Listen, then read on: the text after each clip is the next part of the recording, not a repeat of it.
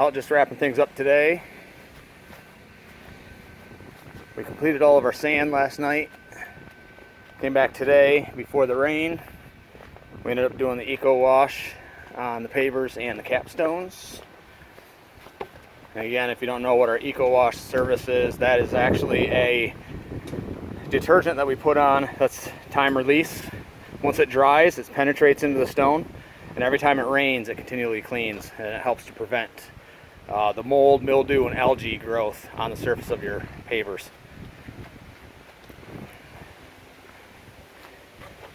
We did spray down the bottom of the veneer. There's a lot of heavy growth there, so that'll start dying off. That's already lightening up, actually. Same with over here. It could use a little pressure, but I threw the detergent in, kind of a little freebie there.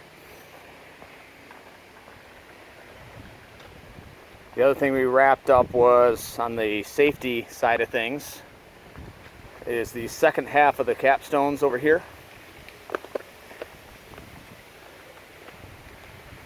Second half of those, as well as the second half of these over here, back there.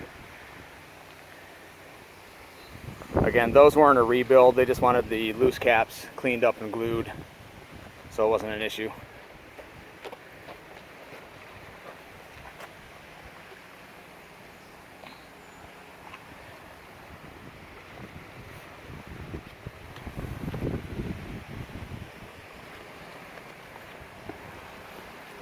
So all in all, it's a pretty big renovation project.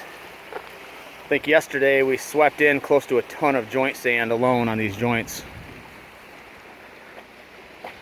So you know it gets to be a large project when you're wishing that you could get joint sand in bulk. That was the polymeric sand, is what we use.